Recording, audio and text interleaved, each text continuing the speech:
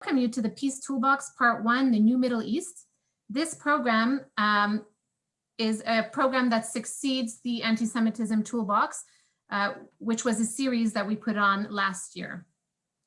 We at Jews Against Anti-Semitism Canada are focused on fighting anti-Semitism and anti-Zionism with education, awareness, and self-defense.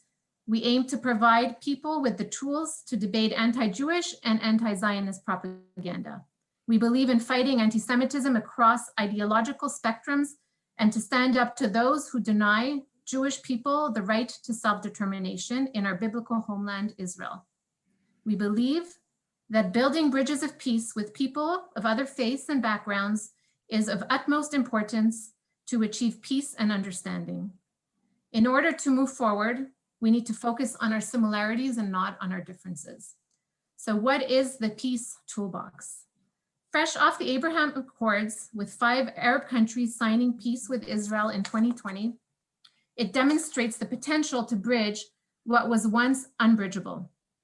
With that in mind, perhaps one answer to battle the growing hatred towards Israel and to take cues from these breakthroughs, the imperative to develop allies of varying backgrounds to widen support for Israel.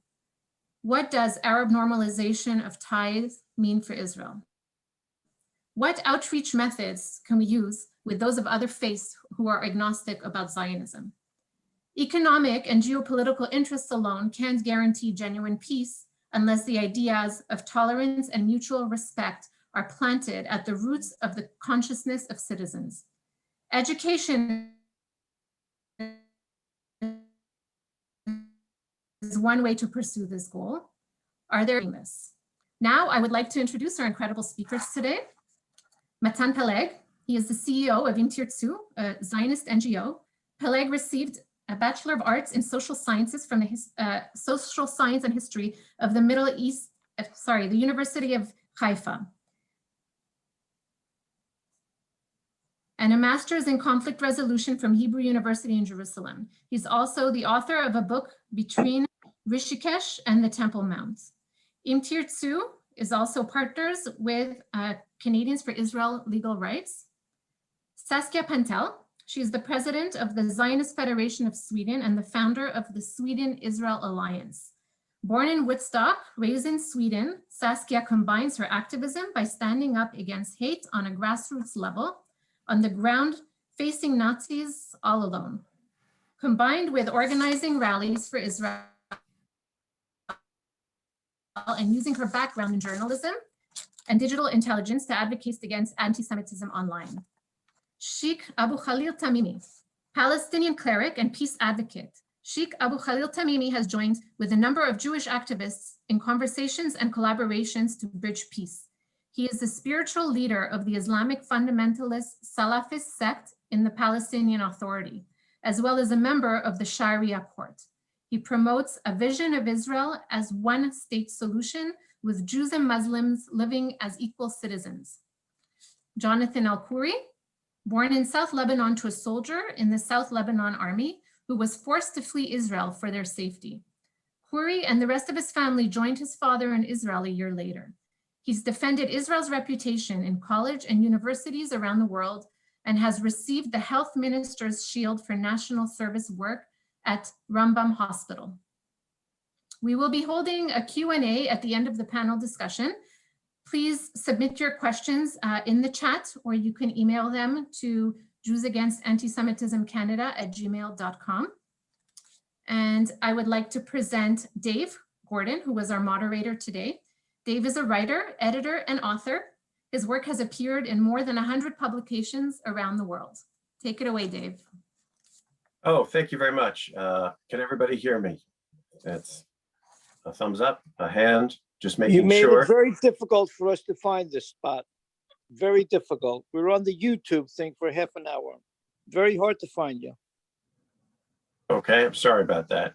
Well, there's a lot of people back there. You might want to try and fetch them. So I'm going to work on that right now. So for some reason, our YouTube live stream was not working. So unfortunately, we had to move to the backup plan. And now that Dave's taken over, I'm going to move back to the platform, make sure everybody can join us over here on Zoom. Okay, thank you. The inconvenience. Go ahead, Dave. Thanks, everyone. Kindly mute yourselves if you can, if you are not participants, but you are rather observers and viewers. And I want to begin by thanking Agnes for this wonderful webinar slash seminar, which I hope will prove to be informative and insightful. We apologize again for the delay and the technical difficulties, but we're going to get those ironed out ASAP. So for the time being, I'm looking very much forward to speaking to our esteemed guests. And I've got a number of questions that I'm going to ask them all. And what we'll do is we'll just move from speaker to speaker to speaker, answering questions. And in no particular order, I suppose what we'll do is we'll start with Matan and then Sheikh Tamimi, and then Saskia, and then Yonatan, just so that we have an order and people don't speak over one another. So first and foremost, thank you all for coming. And we'll start with the first question. What drew you to advocate on behalf of Israel? And tell us a little bit about your atypical background and what led you to be a supporter of Israel. First of all, thank you very much for having me. I think when I'm seeing Israel state, I think it's an amazing state. I think Israel is very special, very unique. In the area that we are, it's very obvious to see that Israel provide more human rights, more civil rights, more stability, more everything than countries around us. I think it's amazing when you see the challenges that we have surrounding us and within. And when you see something like this, that it's so amazing, especially also with all our heritage and history of the Jewish people, I think when you see something like this, you cannot be, you have to do something with this. You have to take part. You need to make a stand and not just take it for granted and that's it. So that is the reason that I decided to take part in the Zionist mission, to be an activist. I traveled, after the army, I traveled for almost 5 years around the world. I saw other countries, I saw other cultures, West and East. And again, I think Israel is an amazing country comparing to other countries. And that was my, that was everything for, and this is everything for me also now. I see Israel, I see challenges, I see how we how we handle our challenges. I think it's amazing. I think every one of the Jewish people and every people who support human rights needs to support Israel, to defend Israel, and that's it.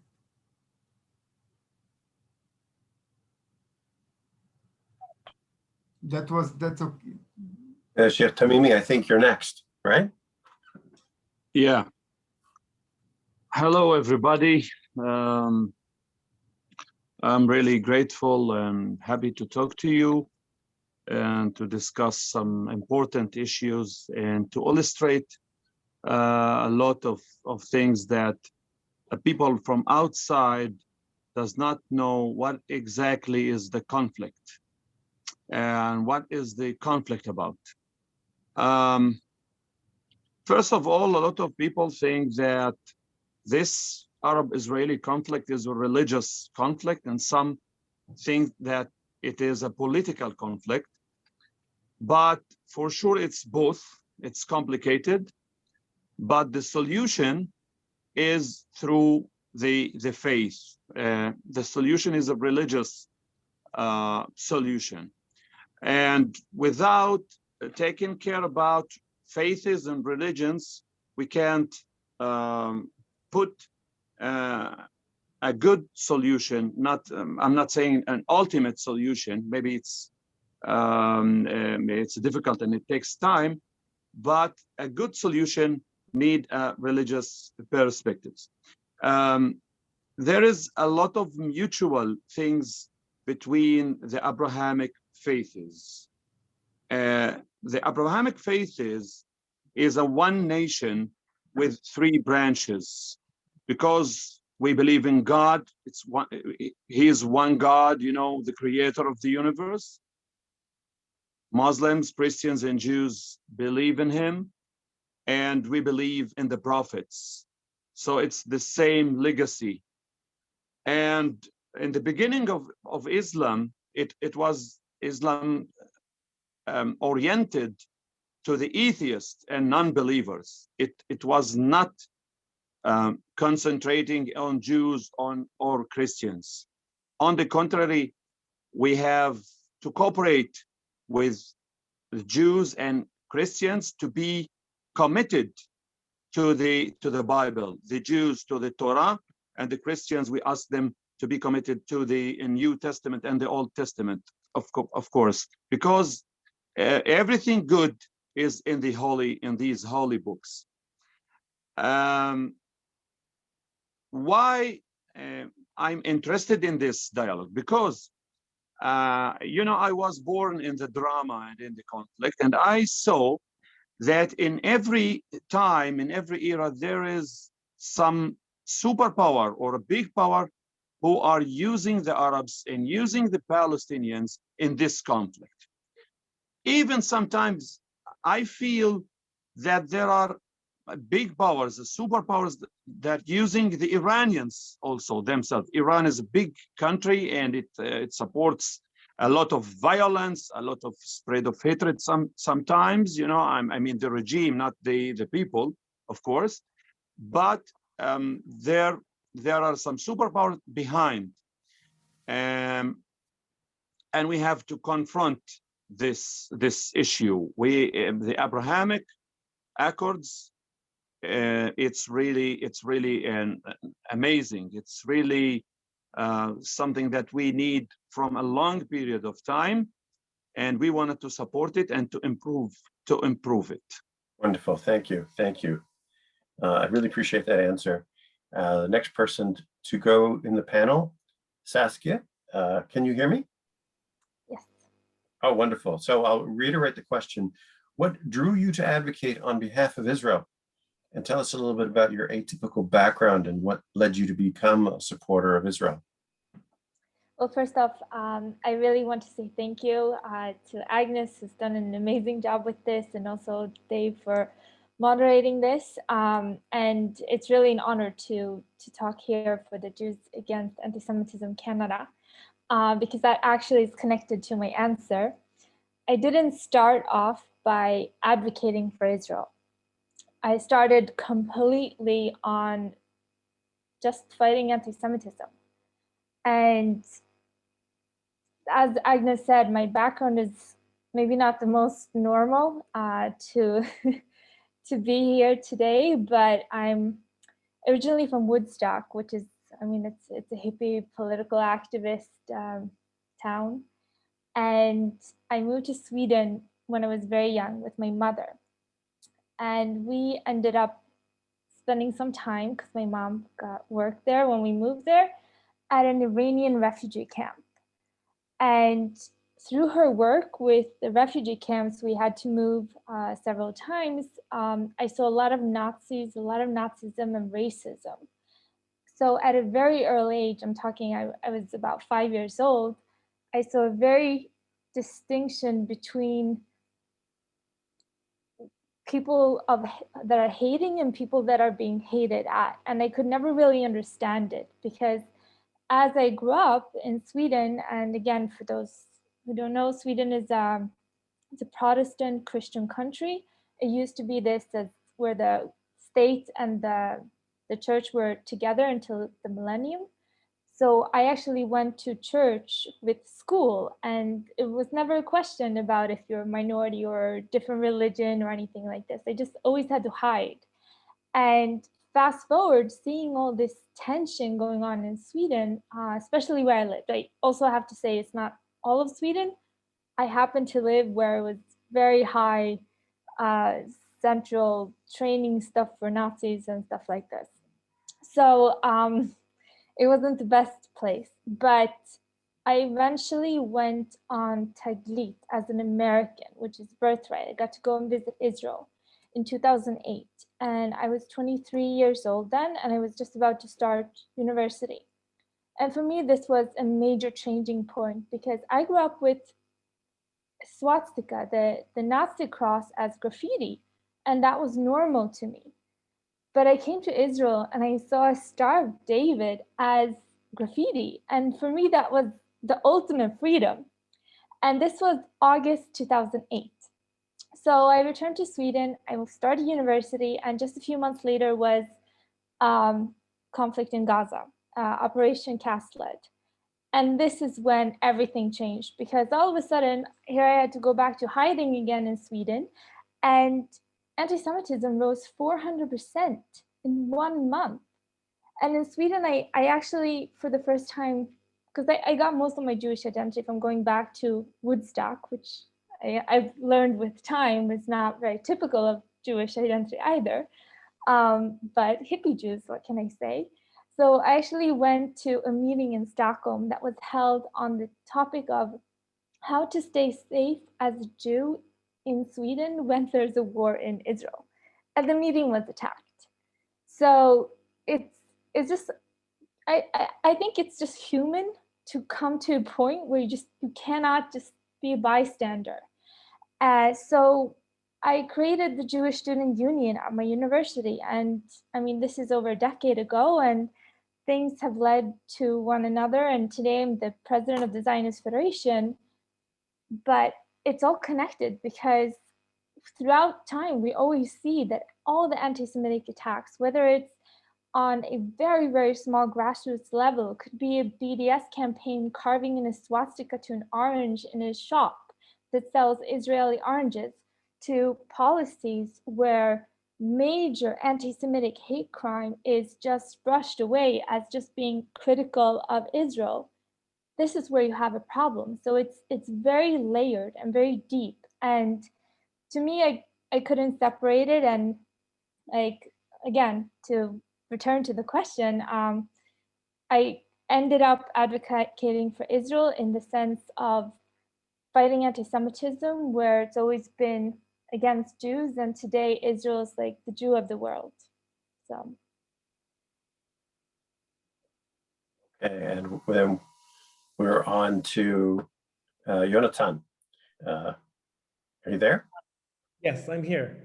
Wonderful. Hello, everyone. First of all, thank you for having me, Agnes, for doing this, and Jewish Against Anti-Semitism in Canada.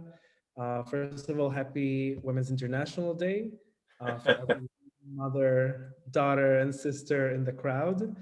The reason for that is I think it's really connected to my personal story because my mom is the woman that I always look for and seek for, because eventually what led me today to speak about Israel and do Israel advocacy is because one decision that my mom made 20 years ago. My personal story was that I was originally born in Lebanon till I was 9. My father served in the South Lebanon Army. There was an army that basically was the first Christians in the Middle East and the first citizens of an enemy state who actually recognized Israel as a Jewish and democratic state and wanted to live peacefully next to each other. We're talking about the South Lebanon Army and basically the Christian population in southern Lebanon in the mid-60s, 70s, and then collaborating together and fighting against terrorism that both attacked us in South Lebanon and both attacked Israel in the northern border. So my connection with Israel started really back then, even before I was born. But in May 2000, Israel decided to withdraw from South Lebanon, eventually leading to a huge chaos that started in South Lebanon and us eventually fleeing for our lives because Hassan Nasrallah, the head of the Hezbollah terrorist organization, took over, and he said that he's going to persecute everyone who was part of the South Lebanon army. So my father decided to flee that day, but my mom decided that we should stay in Lebanon because she wanted to be next to her family, and she wanted, she thought that it would be way better for us to stay in Lebanon, and that my father maybe one day will come back. But as you can imagine, we did my father didn't go back to Lebanon, and eventually we found ourselves with my mom's decision that she wanted to be with our father, and she wanted us to grow up with the father. So she decided to leave everything behind. She decided to leave her family, her home. That was the second time that my mom flees her house because of a war. And eventually we had to fly out of Lebanon because we couldn't just cross the border, and have like this rescue mission led by my mom for us eventually entering Israel. And from telling my personal story as a Christian, that his father was in the South Lebanon army, and collaborating with Israel and fighting next to each other, hoping for a better future, I started sharing my personal Israeli story that started, making peace together while I was growing up in Israel. Eventually, it led me 5 to 6 years ago, even before, in 2012, when there was an organization in Israel that was called the Israeli Christian Recruitment Forum. It was known also as the Christian Empowerment Council. And actually, that's why I know Matan Peleg. He's a dear friend, and they helped us when we started calling for the Christian community in Israel to join the IDF or the National Service, because we see that this is part of our lives as Israeli citizens. We need to take action, and we need to help our country as it helps us. So eventually, 3 to 4 years ago, I opened and coordinated a project that was called the Minorities Project, because it focused on minorities, Christians, Muslims, Jews, and Bedouins, who saw themselves part of the Israeli society. Some of them served in the military, some of them did national service, but some of them didn't do either, but they did feel connection to this place. And we did that because we felt that there's a lot of misled information about what is going on in Israel, and not only about what is going on in Israel in the war or in the conflict, but about daily day life, mainly the minorities' daily day life. So that was the first of its kind project that eventually led to so many people joining in and wanting to share their personal stories. And I'm so happy to see that after we started it a few years ago, today we have hundreds and tens and hundreds of people who are just doing that every day, both online, both because now it's COVID. But before that, we used to go to campuses and communities, and hopefully we will be able to do that again soon. So back to you, Dave. Okay, wonderful, wonderful. Thank you, Jonathan. By the way, do you mind if I call you Jonathan, or do you want Jonathan? I'm okay with everything, with Johnny, Yoni. Joni. Okay, I'll alternate between the two. Okay, fantastic. So we'll go to the next question. I'll just let all of our speakers know that I'm going to leapfrog a question, only because we were delayed with the technical difficulties. So just to shave off a little bit of time, we'll go to the question after the next, which is the following. How do you think specifically the Abraham Accords will affect the way that we should transmit our support for Israel? In other words, how can we use this development in our messaging? Matan, why don't you go first, and we'll do the rotation like we did last time.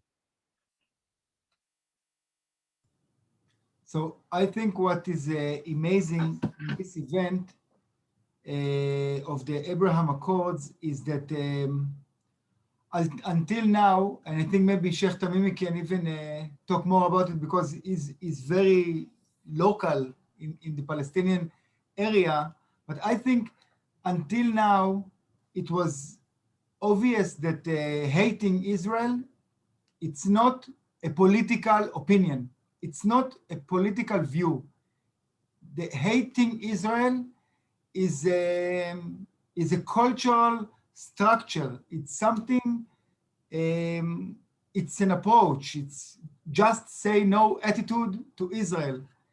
And when you see the Abraham Accords, it brings you another perspective, because let's not forget, we did peace with Egypt and with Jordan, but they still hate us very much. And the peace is very, very cold.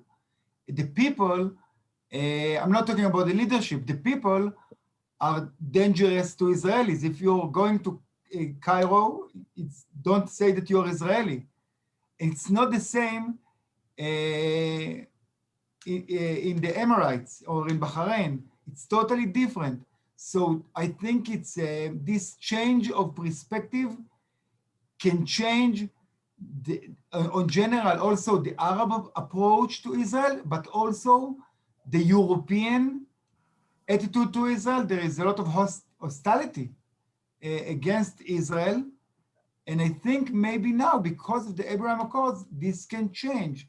I'm not optimistic in 100%, but I think it's challenging the thought of the just say no attitude to the Jewish state. Sheikh Tamimi, I will go over to you. Again, how do you think specifically the Abraham Accords will affect the way that we should transmit our support for Israel? How do we use this in developing our messaging? Yes, there is an important issue that the Israeli government, and let's say also the American government, did not concentrate on it. It was very important.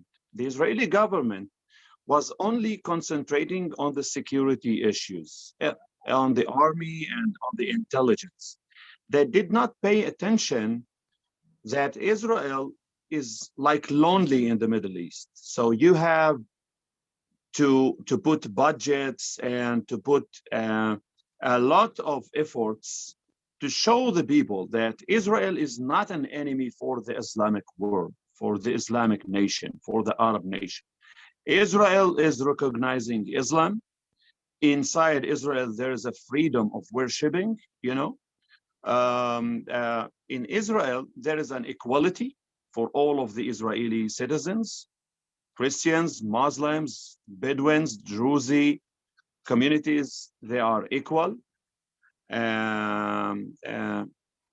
Israel is not aiming to finish or to attack the Arab world or the Islamic world, but nobody was talking about this to the Arab world. Nobody was talking about this in Egypt or in Jordan. It doesn't make sense that we are telling that, you know, to the King Hussein, for example, or to President Sadat or Mubarak. We have to tell that to the Egyptian people in mosques, in clubs, in universities, in schools, you know. So it was a mistake of the Israeli government itself. And the other issue that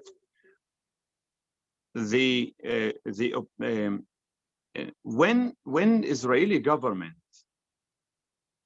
concentrating alone on security and on the army, it's like you are putting a mosquito trap, you know, a mosquito trap beside a pool full of mosquitoes. So it's just you are just solving a specific issue. The solution is to cover this pool or to eliminate that water, you know. And this is the issue. There are a lot, the Arab people in Egypt, when I visited Egypt about 30 years ago, the Egyptians were not understanding what is going on in the Holy Land, in Israel and the Palestinian territories. They thought that Israel wants to eat the Arab world, and it's not right. We are There are, of course, some conflict because there are a big agendas and budgets. They put, the Soviet Union put a lot of agendas in order to make an intifada, against Israel. And the people were not understand and realize that issue. So the best thing that the Trump administration did is to go into so many Arab countries and to illustrate this issue. And it's for both sides. It's for the Israeli security, and also they show the Arab world that Israel is a country that seeking their security, but they don't want to attack you or to confront you in any way. Thank you. So- Thank you, so Sheikh Tamimi. We're So going to move. that was very important. Excellent. Okay, thank you.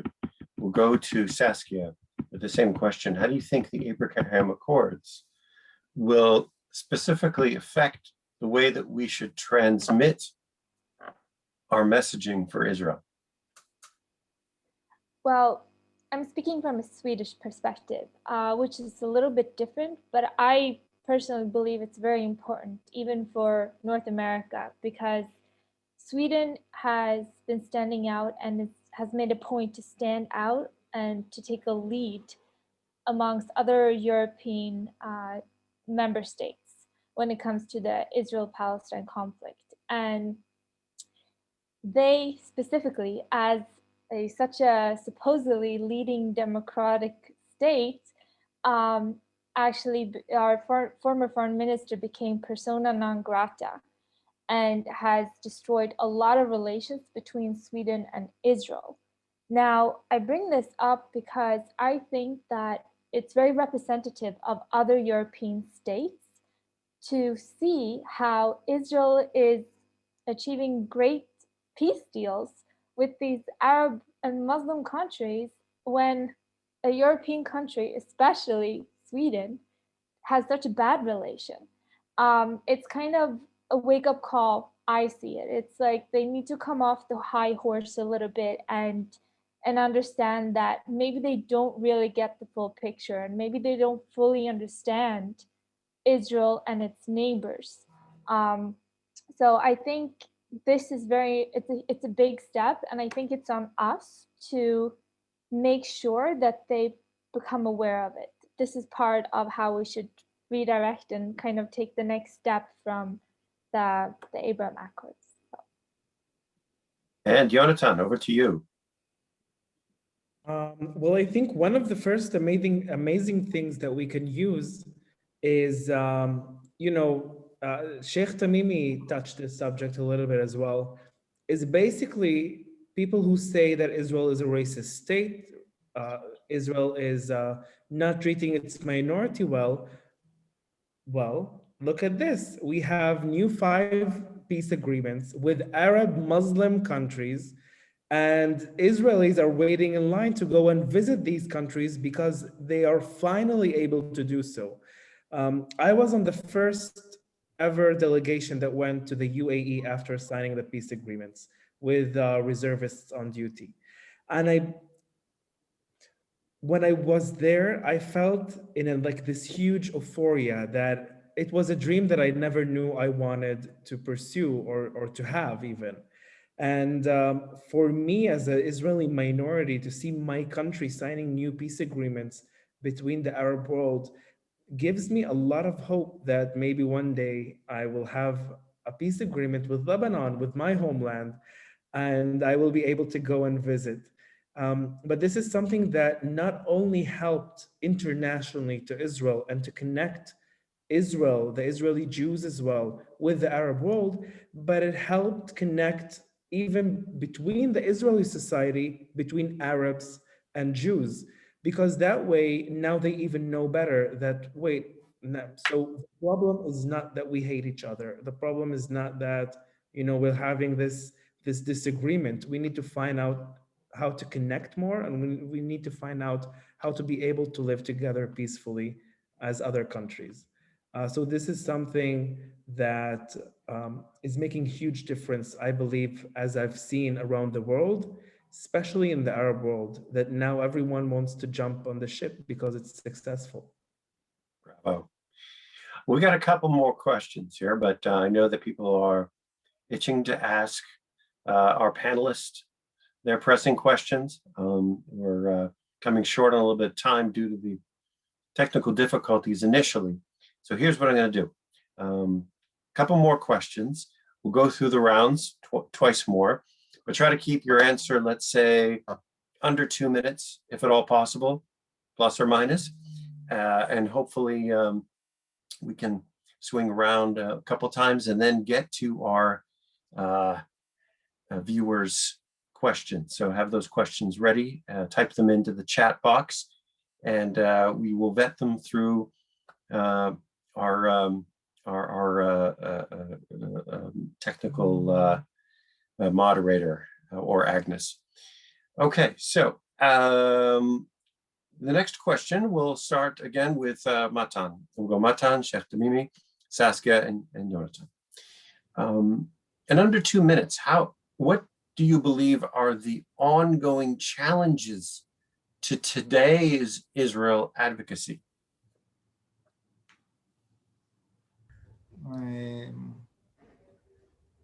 Ask it again in a different words. What are the biggest challenges to Israel advocacy?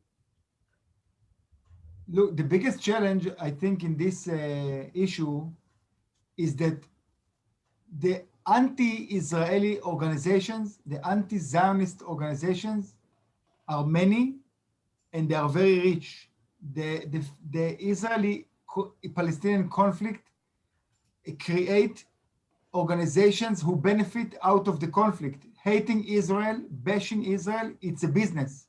People doing money of hating Israel. I think no matter what will happen, this is the biggest challenge because you will always have, no matter what are the good ideas and the good things that you want to share and you want to provide and you want to explain about Israel and to advocate about this amazing country, you will always have enemies because this is their job. They are not volunteers, they are professionals. They are not doing it from their heart, they are doing it from their pockets. And this is, by the way, one of the reasons that the conflict still exists, and it's because people are doing money out of it, and not our side. We are losing money out of this conflict, and we are losing people. I think this is the challenge no matter what. So we must be very strong, and we must be very energetic to continue without stopping. Tamimi, how about you? What would you say are the challenges to advocate for Israel? Yeah, I think the Abrahamic Accords that achieved by the cooperation between the American government, Trump-Pence administration, and the Arab governments and the Israeli government shows and ensure the Israelis and the Jewish nation and all over the world that really there is a hope, and the Middle East will be more secure. And now we can distinguish between the enemies and the friends and the real friends. And the Jewish people in common, the Jewish nation, should concentrate now on making alliance and cooperation with the voices of peace. For example, Matan did a lot of good efforts in this issue. For example, there is a famous Arab-Israeli lady, Matan put the spot on her, Sarah Zorbi, and it talks very freely and strongly, and she was brave, and she is representing the silent majority, you know, in the Palestinian territories even, and in among the Arab Israelis.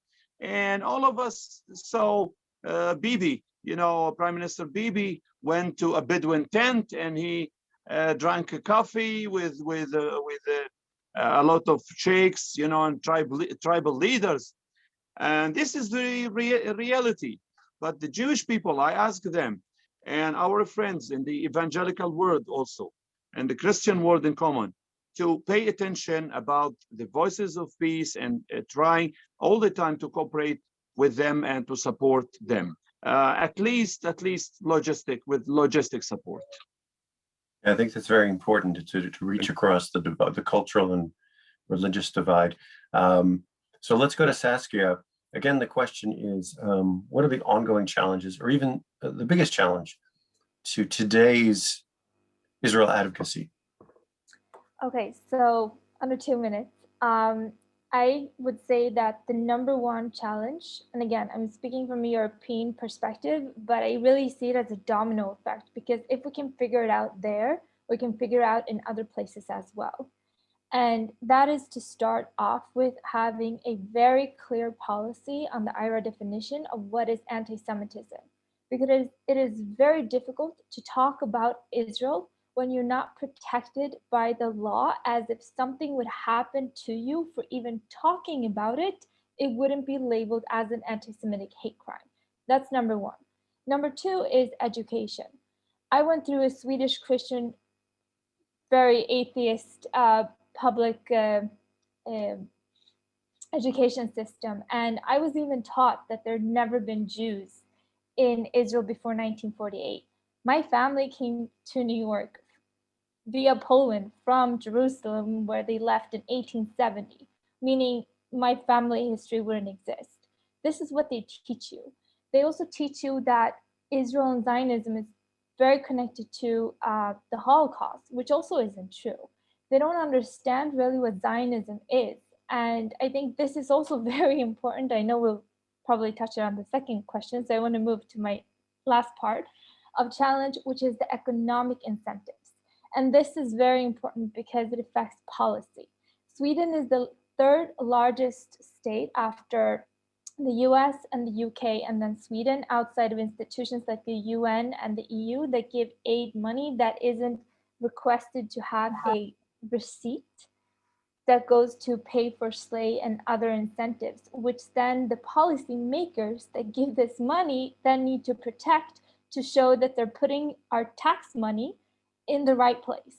So it's an evil circle. And I think that if we can, I mean, it's a miracle to break any of these, and they're all connected and they're not connected. But the way I see it is start off by being able to peacefully and protective be able to talk about it.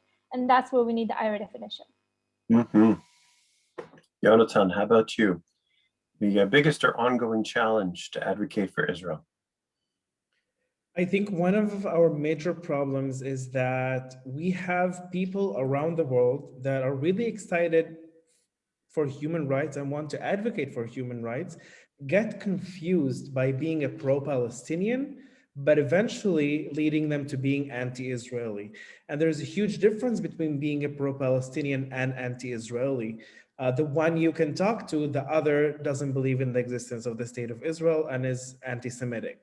As simple as that. And I think that, for example, the BDS movement is an anti-Semitic movement, but the biggest thing is that worldwidely, it did kind of fail in boycotting Israel or trying to sanction Israel. But one of the major problems that I have seen throughout my last 4 years working on US campuses and some campuses in Europe is that they're kind of brainwashing the next generation that is going to be the leaders of the future. This is a huge problem that we're facing, is that these people are going to be in really high ranked positions and eventually are going to affect the way that their countries will see Israel and will react to Israel. Hopefully that we can be able to spread as much as possible in every place to educate and to get both sides out there, because there's many places that they have only one side, and that is the anti-Israeli side, and we can't let that happen. Yeah, education is very important. You're right about that. So I'll ask one more question and we'll do the rounds again in the same order. We'll try to keep it around 3 minutes. And I don't know if this is going to be a toughie for all of you. It's not meant to be tough, but I think it's a tough question. And that is the following. I think that anti-Semitism is a general concept that people don't quite know how to understand, how to break down, how to identify. And so what I've done is I've broken it into various categories, such as campus and academia, social media, street anti-Semitism, anti-Israel anti-Semitism. And between all of these, I want to get your opinion on which one do you think people can most easily make a change on? Where do you think we can move the needle? And in what way amongst all of these forms of hate that have manifested themselves over the course of time? So Matan, I'm wondering if you have any ideas on tachlis, on the tangibles, what proactively people can do, and to which category do you think is easiest, or not easiest, but most practical to face in the immediate future? Two things that I want to say before. First of all, I saw in the chat some of the questions for me, but I'm writing very slow in English, so I cannot respond, and I'm sorry. And about BDS, I agree, by the way, that BDS is anti-Semitic, but not only because it's criticized Israel. You can criticize every country. It's okay to criticize Israel. But I think the BDS movement, one of the things that they're doing, it's delegitimize pro-Israeli people, also on the local areas. So they are not attacking Israel, and they are attacking also people, personal people who are activists, and they are bringing violence and hostility on a personal level. This is persecuting, and this is one of the ways of anti-Semitism. So we must understand it about, and I think anti-Semitism, as you say, it's very ancient. What Pinsker called Judophobia before even Herzl, he talked about Judophobia, the obsession to discredit the Jewish people, the obsession to blame the Jews on everything that is happening. This is very ancient, and there are blood labels you can track 300 years before Christ, BC. So this obsession is ancient. It will never disappear, but it is important to make a stand and to answer about it. I would go on the local people. I would go to universities. I would go to people.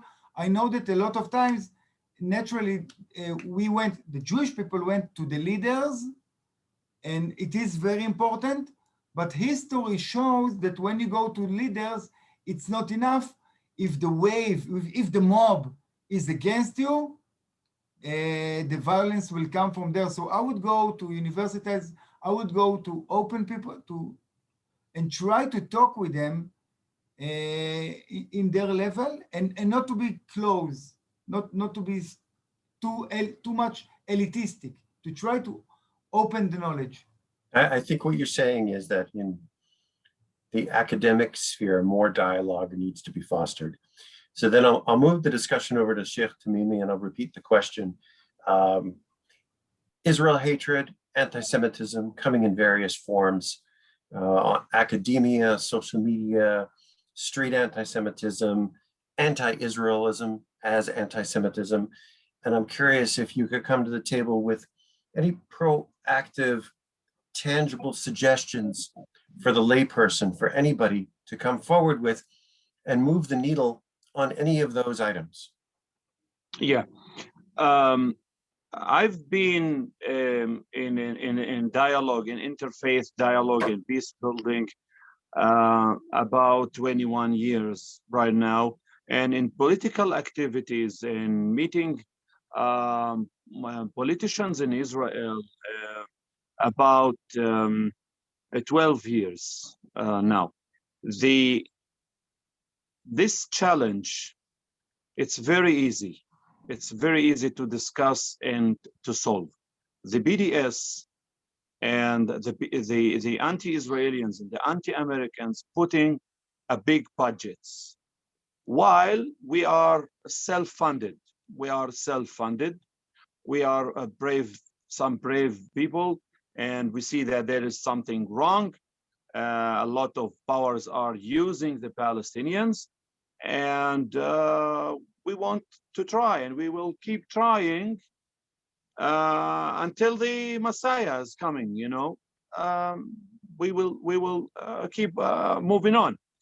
But really, as I told you, the tangible issue is the decision makers in the Israeli government and in the American government, as a big ally for Israel, should put in their agendas how to support the voices of peace in the Arab world in common and among the Arab communities in all over the world.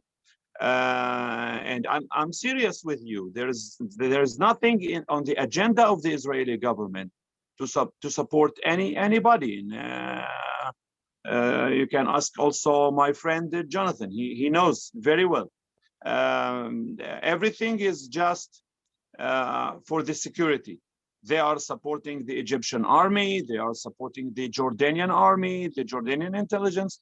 But there's a big mistake that you don't pay attention for the people, and a lot of hatred coming from the powerful parties that using the people. They are using the people in Jordan. They are using the people in Egypt, and so there is no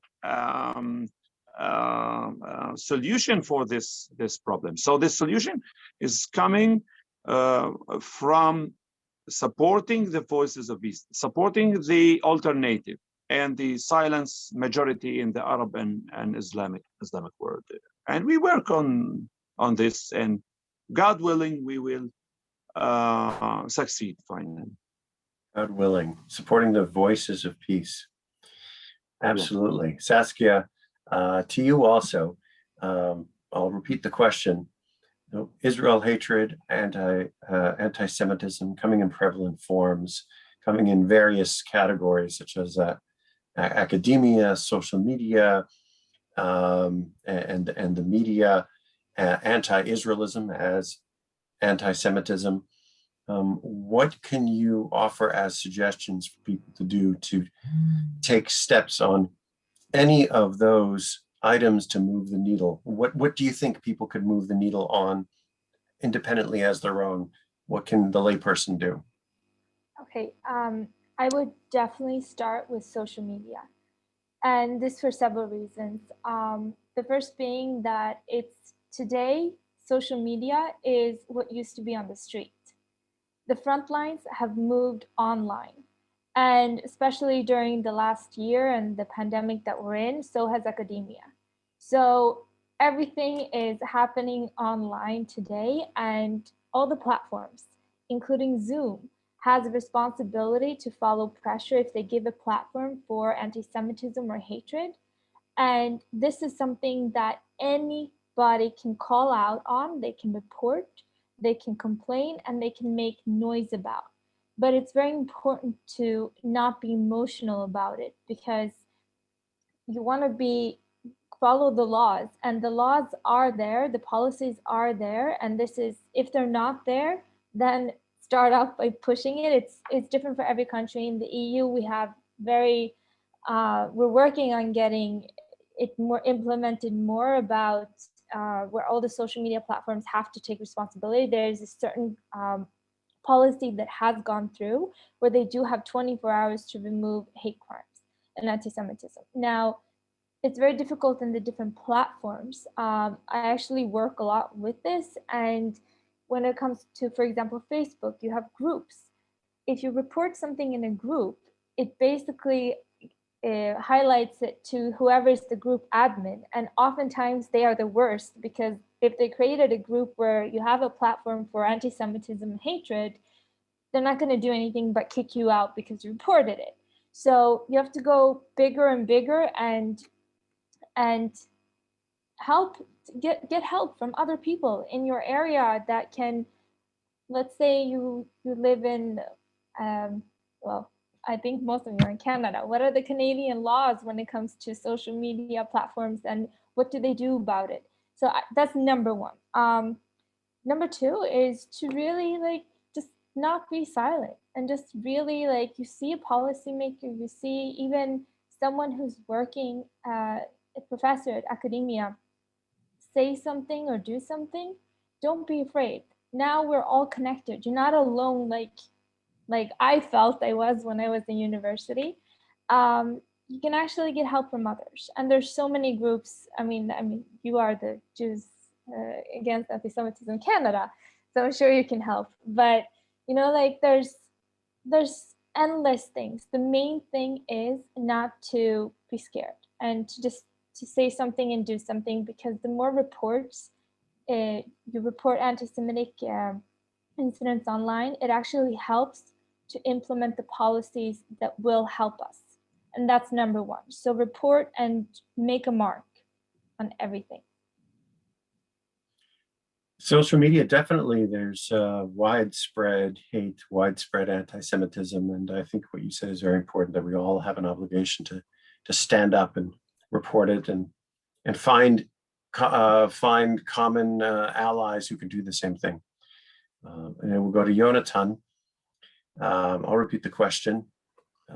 Israel hatred, anti-Semitism in various forms, coming from academia and social media, street anti-Semitism, hatred of Israel. What can you suggest that the layperson can do tangibly to move the needle? And which one do you think people can do in the here and now to make a change? Well, I think today in our modern world, we have some combined issues together. For example, I don't know if you have seen this video from just like two days ago, where a really young man just entered a Jewish store, a kosher store, I think in the US, and he just went to people, Jewish people that he doesn't know if they are pro-Israelis, anti-Israelis, pro-Palestinians, anti-Palestinians, and just because they had a Jewish look, he just went to them and harassed them and requested them to read a word on his phone that said Palestine.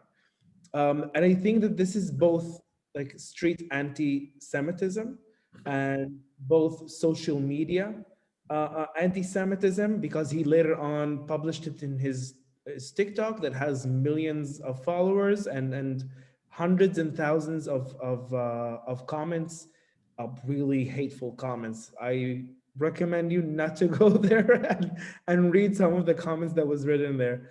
And this is something that we face. When I was in college campuses in the US, I was spat on. I was asked to go back to the gas chambers.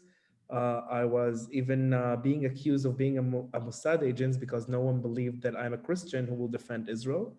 And so basically, it's like you feel that it's everywhere, but it is major, as Saskia said, on social media. And this is a huge platform because the majority of the young generation today is on these platforms, and this is where they get their information from. Because when we asked students on campuses, where did you get this information about Israel? They said, oh, it was on Facebook. I just read it on Facebook on this post, but no one like verified it if it's a legit or if it's actually something that happened. So I believe that one of the simplest things that a person can do while sitting at home, while drinking their morning coffee, well, maybe the second coffee, because the morning coffee you want to be like a little bit with yourself, but it's just, you know, you can just go there, read comments and reply to some comments. And if you don't know the good thing about social media is you can take your time to actually understand the subject more and be able to answer with better answers. So this is one of the easiest things that any person can do while sitting at their home and you know, in their free time. And if there's an event that is happening next to your house or on the campus of your sons and daughters, or you're teaching there, there's a lot of groups. For example, I worked with reservists on duty that we even went to Canada for 1 or 2 tours. I wasn't there, unfortunately, but hopefully I will be in the future. And these groups are getting, you know, a lot of information throughout the year because they go through a huge process of getting to know better about the conflict, getting to know better about numbers and everything that is going on. And they just go abroad and help out students that want help with anti-Israeli weeks that is happening on their campus. Or if they want to do pro-Israeli weeks, they will help them, you know, get information, materials, and all that. And this is something that I was really happy to do when I was working with reservists on duty, because not a lot of people have courage to just go and stand there alone, and they need someone to be with. And this is a great thing, to just have a group all together and eventually helping each other out. And you know, there's more strength in a group. Strength in numbers. Yeah. Okay, so while our tech people in the background and Agnes, I think, have been compiling the chat questions, maybe we'll go back to Agnes. Are you there to introduce a couple of questions from the audience? Yes, hello, I'm here. Can you all hear me? Yes. Perfect. Okay, so we have a lot of excellent questions, so I'm just going to get right to them. Matan, this question is for you. Can you give us your opinion about more Arab countries normalizing relations with Israel, and which ones would be next? Two-part question. Part one. Part two, is Biden on board with creating peace without pushing the two-state solution? I think what we are seeing a very interesting phenomena in the Middle East is when the Arabs and Israelis in a situation that there is no one to speak with in the United States, they are starting to speak with one each other. We saw it in Carter time, in Obama, and it looks like it will happen with Biden. When the leadership in the United States is not very well connected to the mentality here, they are just starting to speak with one each other. And I think this is one of the reasons that we have peace with Egypt. And I think this is one of the reasons that the relationship with Egypt got better in the Obama time, because Obama was, I don't want to sound to criticize, but you know what I mean. I think today to talk about the two-state solution is so problematic. It's that if someone is talking about it, it's like it's not relevant. It's not connected to what is going on in the Middle East. What this area, look what happened in Syria, in Iraq, in Yemen. Look what happened in countries are falling down. We are living in a crazy time, and so I really don't think now is the time to talk about it. If someone is talking about it, it's lunatic.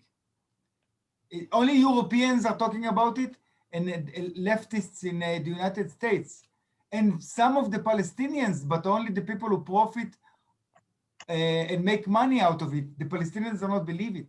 I think the best time for now, I think there is we need to try to strengthen the local forces, voices of peace, as the Sheikh said, and strengthen them, see how to develop a better life, a better relationship, and that's it. in other countries. Look, if Biden will be very, very leftist, then no one will go out of the closet. It will be quiet, but the relationship will get stronger and stronger, even it's above the radar or under the radar, because again, when there is no one to talk in the United States, we are talking closest and more with one each other. So the relationship with Saudi Arabia will get stronger. The relationship with Indonesia will get stronger, and maybe I hope with Sudan as well. There is a place for optimism. Thank you, Matan. The next question is for Sheikh Tamimi. What percentage of imams feel the way you do? And why don't we hear them speak out? And how could we get this percentage to influence the others? So how do we get everybody on board so they're not against the anti-Zionism? Yeah, there are a lot of imams, so many imams, but they're afraid sometimes because their enemies are strong and well-funded, and they have power and they have money.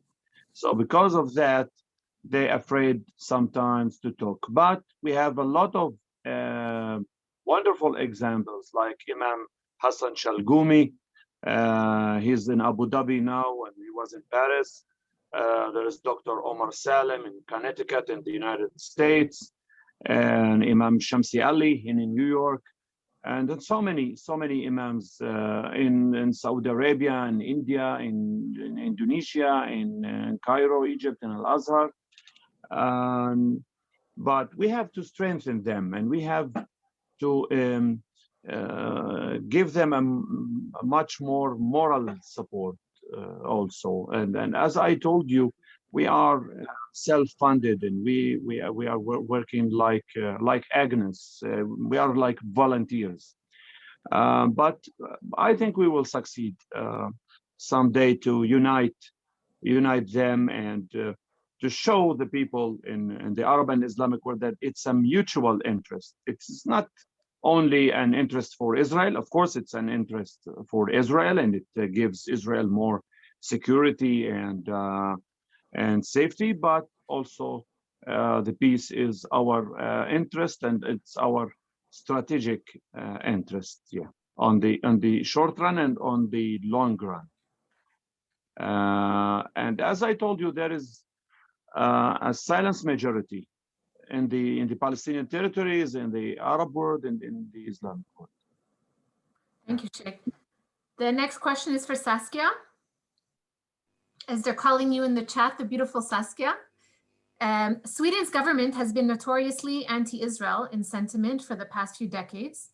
Have the Accords changed that in any way? And how does the Swedish press handle this development? It's actually been disappointingly not much in the press. And it's been very, I hear from sources that it's starting to, the clockwork is starting to turn a little bit, which I hope, and I think it's our responsibility to offer more information and make sure that they put one and one together. I do think, and I do hope that some of the worst time for the relations between Sweden and Israel are behind us, because I really believe that a lot of it was connected to our former foreign minister. We have a new person who is not drastically better, but isn't as blunt as saying what she believes everyone else is thinking, which means that it's less of a normalization from that high up of a position. I also think that how Israel has handled the corona situation compared to Sweden has opened some eyes as well, where Israel's been spoken about very positively by not the people you would expect. So maybe the peace accords aren't the biggest effect, but actually the corona in a positive way for the relations. that makes sense. Thank you, Saskia. The next question is for Jonathan or Jonathan. Do you think there's a material difference in how young Lebanese think of Israel between Christians, Sunnis, and Shiites? Oh, that's a really tough question. How many hours do we have? I think this younger generation of the last few years have been changed and have been changing no matter what is their religion. Although, for example, many of the younger generation who are connected to Hezbollah is basically growing up hating Israel and hating Jews no matter what. But there is a difference now that, for example, social media have connected a lot of people across states that are enemy states. And a lot of Lebanese people are meeting Israelis and Jews around the world. In my travels, I've met so many Lebanese people that some of them I was really shockingly surprised that they actually follow my activity and kind of share it in their own platforms. But this is something that is changing because they just want to live. They want to grow up, be able to work, and be able to provide for their family. And what is going on today in Lebanon is actually, Lebanon now is in a catastrophe. Like if this is like the simplest word that I can use to describe what is going on now in Lebanon. And they're starting to look at things in a different perspective of what is worth in life and what is not. And they just want to be able to live. And they see that now, if a peace agreement will happen with Israel, this is actually will be more benefit to Lebanon than it would be to Israel. So now they're kind of in favor of that. And the peace agreement, the Abraham Accords, have made the word normalization in Arabic the most used word now in the Arab world, mainly in Lebanon as well. And hopefully that they will be able to kick Hezbollah out, and then they will be able to actually speak more freely of what they believe in. And then we will see peace come really quickly and really fast than we thought it would. Amazing. Thank you, Jonathan. So the last question, this one is for all the panelists. What do you think Israel will look like within the next 10 years? How will it change?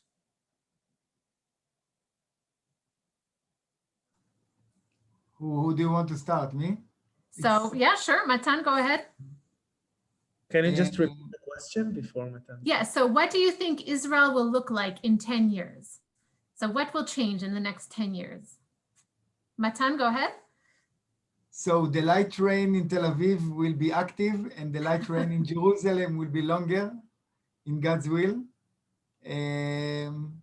I hope we will be after COVID-19 and we will not have COVID-20. I believe that I really hope that things will get better in the challenges that we have within. We have a lot of challenges in the Negev, in the Galil. And I think if we will stay strong, things will just continue to get better. And I hope that also the Jews around the world will continue to be safe. They are very, very welcome to make Aliyah, of course. But if people who decide not to make Aliyah, I hope they will be safe, because I see also a lot of challenges in the diaspora. Thank you. Does anybody else want to comment? Yeah, I see that Israel in the coming 10 years will be more secure and with more prosperity, and I think it will be open with the neighbors like the states in Europe. I think this will happen with Jordan and with the Palestinian territories also. Some kind of confederation will happen, and it will be open and easy for everybody to travel and easily and safely. God willing. God willing. Would anyone else like to add anything? I can add that, I mean, combining what Matan and the Sheikh said, I wishfully, I hope that we can take a train from Tel Aviv to Lebanon. So Yeah. I want to add to that. I want to be able to have a road trip from Israel to Europe. Okay, I want to have that, or even to the other side, to the UAE through Jordan, Saudi Arabia. It's like a 20-hour drive that we can do just tomorrow. Have like a small snack in Saudi Arabia somewhere, and then continue to the UAE. And this is something that hopefully we will be able to do in the upcoming 10 years, and maybe go to Bulgaria, from Syria to Turkey, and then from there to continue to the rest of Europe. That's, I'm optimistic. We have to be optimistic in this world. I want to just add a piece of information, Agnes. Yes. Okay. I don't know how many of you know this, but pre-1949, there used to be something called the Peace Train. It's not just a Cat Stevens song. The Peace Train existed, that it was a train that went through Palestine, through Lebanon, through Syria. And the peace train stopped, I think, in 1949. So if I were to answer the question, it wasn't asked of me, but I'm volunteering anyway. If I were asked, it was asked of me, my wish for 10 years, and I know this might be very optimistic for a lot of people, but my wish is that the Abraham Accords catches fire across the Arab lands far and wide, the Muslim lands far and wide, and that there's that peace train opens up again and goes from the coast through as many Arab lands as possible, so that we could do an Abraham Accord peace train tour. That would be fantastic. And we would have to pick up a different type of falafel in every.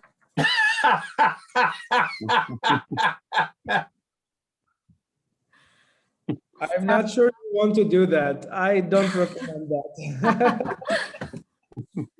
I would like to thank our incredible speakers for their tireless work, knowledge, and thank you, Dave, for doing such a wonderful job moderating. I know this is a monster topic and it's very hard to squeeze in such a short time. Thank you. All enjoy today's webinar, and you have a great deal of information to take away and implement in your daily lives. And please remember that these webinars and everything that you learn are only useful if you do implement them somehow in your daily lives. Don't go away from here and forget about it. Do something.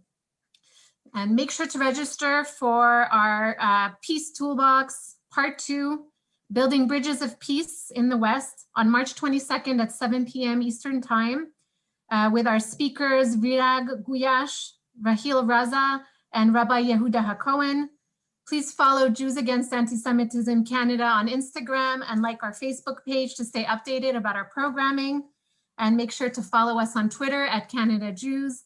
Thank you for joining us and hope to see you all on March 22nd, Peace Toolbox Part 2. Shalom, and thank you again to these incredible, wonderful speakers. Shalom, and thank you very much. Thank you. Bye. Thank you for this event. Thank you. Thank you very much. Thank you. Thank you. Goodbye, Matan. Goodbye, Jonathan. Bye, Sheikh. See you. Bye, Sasi. Bye, everybody. Yeah, sure. All my best.